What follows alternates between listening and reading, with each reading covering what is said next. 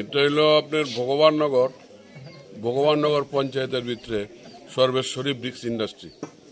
আজকে 25 বছর ধরে ভাট্টা আমি চালাইতে আছি। আজ অব্দি আমার ভাট্টার থেকে একটা বেলচা বা কোদাল কোনো জায়গায় গেছে না।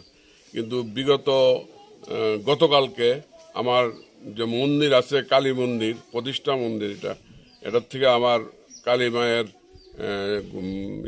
কানের দুল, গলার চেইন, এইগুলি নাকের সব লয়ে গেছে গিয়া।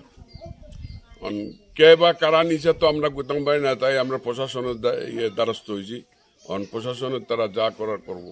আপনি কি এই বিষয়টা ঘটনাটা পুলিশ থানাতে জানাইছেন? জানাইছি। পুলিশ কি আইছে? আইছে।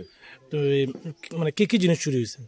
এই গলার চেইন একটা চিকন বলতে তবুও বেশি চিকন না, আর সিটি গোল্ডেরটা মোটা আছে, আর পলার আছে হাতের।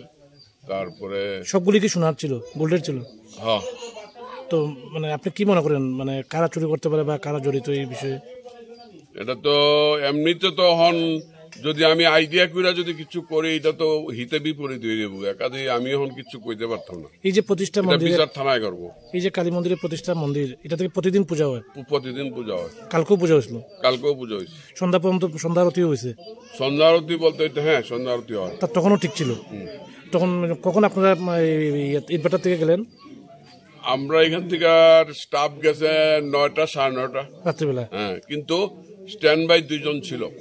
তারপরেও চুরি হয়েছে? তারপরে চুরি হয়েছে। তারা চুরিটা খুব সম্ভবত 2টা থেকে 3টার মধ্যে হয়েছে রাত্রিবেলা। হ্যাঁ। তো আপনাদের নজরে কখন আসলো? আমাদের নজরে সকালবেলা। এর আগে কি আপনার এই ইটভাটায় কোনো ধরনের চুরি? কিচ্ছু হয় নাই।